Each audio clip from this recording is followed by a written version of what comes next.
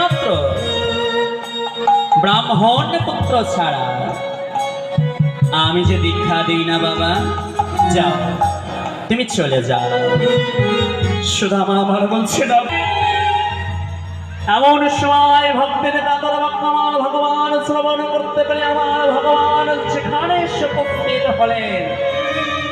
সুদামার বদন দেখে গোবিন্দ আমার বলছে, এ কি সুদামা, তুমি এখানে?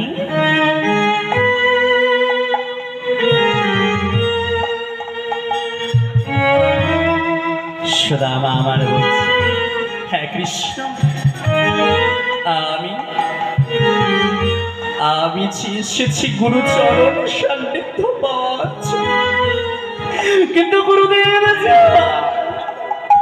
আমায় দূরে ঠেলে দিচ্ছে কৃষ্ণ, আমি কি করব?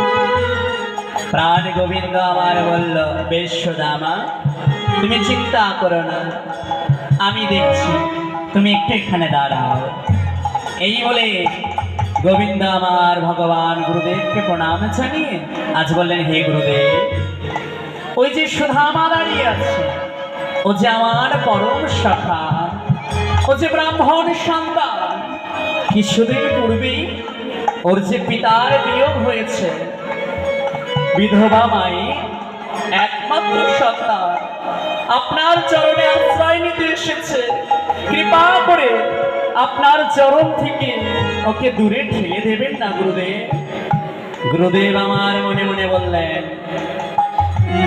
হে গোবিন্দ, লীলার কারণে তুমি আমায় করেছো গুরুদেব, কিন্তু এই জগতের গুরু যে তুমি, তাই তোমার কথা আমি কেমন করে অস্বীকার করি?